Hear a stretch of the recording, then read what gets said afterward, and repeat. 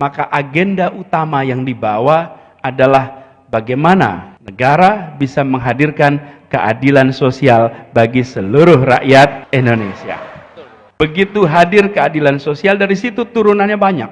Dari keadilan itu kita akan bisa merasakan persatuan. Mengapa muncul persatuan? Karena ada perasaan kebersamaan di mana rasa keadilan itu muncul. Ini bukan sebuah statement yang hanya dimunculkan dalam retorik. Ini dimunculkan di dalam proses teknokrasi, proses menjalankan pemerintahan. Semua aspek dicocokkan dengan satu kalimat, keadilan sosial. Satu kalimat itu saja dicocokkan, dan begitu itu diterjemahkan, apa yang terjadi? Yang terjadi kemudian terjadi perubahan-perubahan untuk bisa menjawab kebutuhan keadilan sosial. Ini yang hari ini kita butuhkan. Ketika kita bicara pertumbuhan perekonomian misalnya, maka kita bicara pertumbuhan perekonomian yang berkualitas. Berkualitas itu ditandai dengan apa? Ditandai dengan adanya jangkauan pada semua. Semakin merata, maka semakin berkualitas. Semakin tidak merata, semakin tidak berkualitas. Kita bukan membutuhkan angkanya, tapi kita membutuhkan kenyataan pemerataannya. Dan ini yang harus menjadi agenda ke depan. Kalimat itu nampaknya sederhana, tapi bila itu berhenti di dalam pidato, berhenti di dalam upacara, maka masyarakat tidak akan merasakan buahnya demokrasi.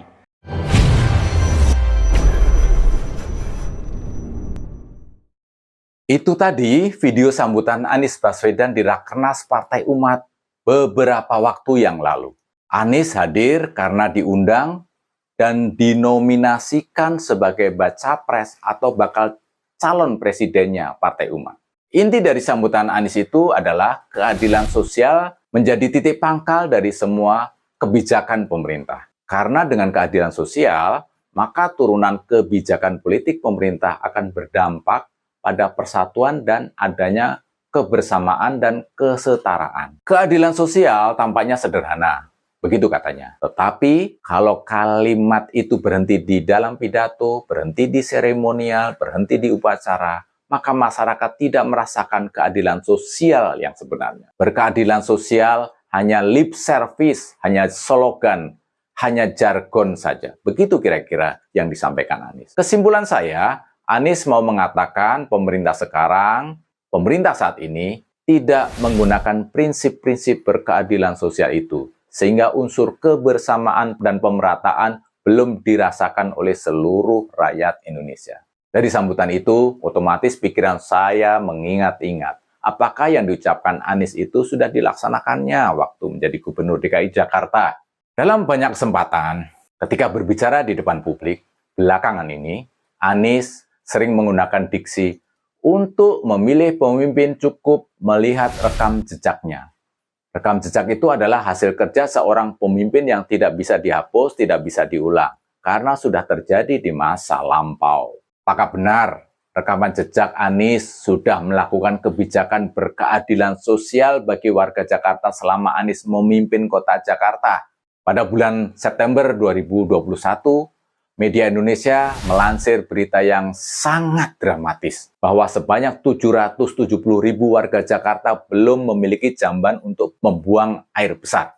Artinya ratusan ribu warga Jakarta bila buang air besar selalu di kali. Fakta warga Jakarta tidak memiliki jamban dapat dikatakan sebagai sebuah keteledoran gubernur berkuasa.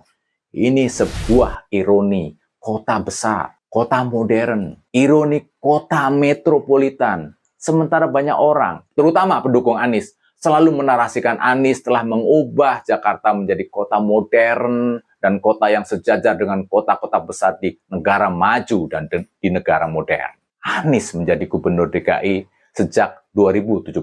Mengacu dari berita media Indonesia pada bulan September 2021 itu, berarti selama 4 tahun Anies menjadi gubernur, ternyata belum menyentuh urusan buang air besar warga sebanyak 770.000.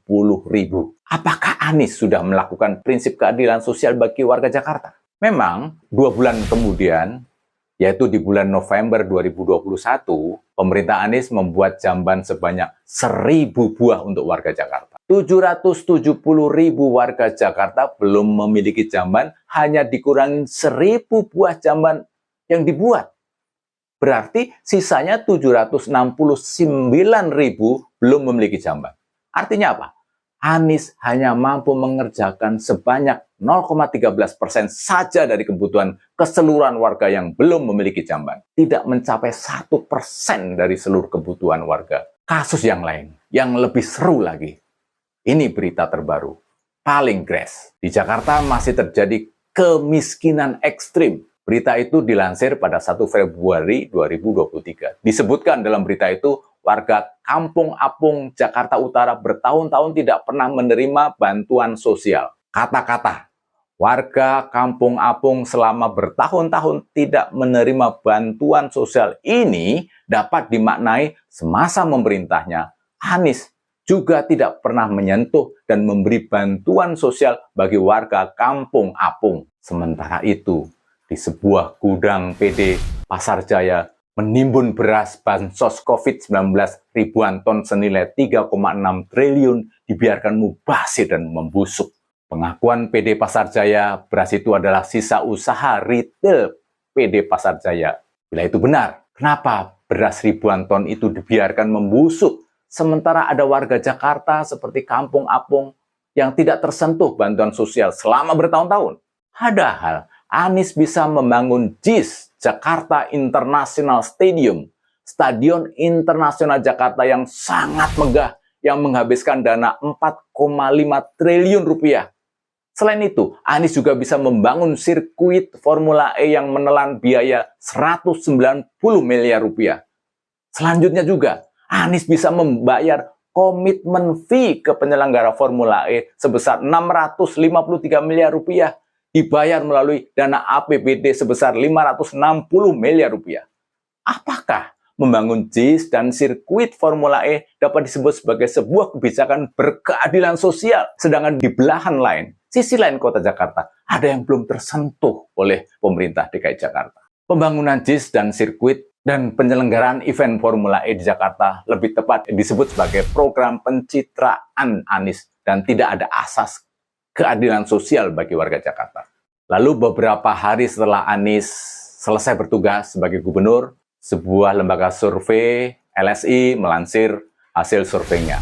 Ada 3 masalah utama yang terjadi di pemerintah Anies Baswedan, yaitu banjir, harga bahan pokok mahal, dan lapangan kerja. Hasil survei mengatakan 52,4% masyarakat menilai melambungnya harga kebutuhan pokok di DKI Jakarta sebagai permasalahan utama ibu kota. Kemudian 17,3% masyarakat menyatakan banjir merupakan masalah pokok kota Jakarta. Lalu soal lapangan kerja, warga Jakarta menilai sulitnya mencari pekerjaan juga dinilai menjadi masalah utama bagi 10,5% masyarakat atau responden. Apakah Anies saat menjadi gubernur sudah melakukan kebijakan yang berprinsip dan berasaskan keadilan sosial bagi seluruh warga Jakarta? Jadi, apa yang diucapkan Anies, keadilan sosial di Rakernas Partai Umat itu hanya wacana dan retorika untuk meyakinkan masyarakat seolah-olah Anies telah melakukan kebijakan yang berasaskan keadilan sosial bagi warga Jakarta saat dia menjabat sebagai gubernur DKI Jakarta. Wacana keadilan sosial yang diomongkan Anies hanya dipergunakan untuk meyakinkan publik bahwa dia akan menerapkan keadilan sosial bagi rakyat Indonesia bila menjadi presiden. Anies sedang trial and error melalui narasi-narasi tentang berbagai hal kepada masyarakat di berbagai forum yang kelak akan dipergunakannya untuk berkampanye di Pilpres 2024. Padahal kenyataannya banyak program Anies yang tidak terselesaikan ketika dia menjadi gubernur. Apakah kita bisa mempercayainya?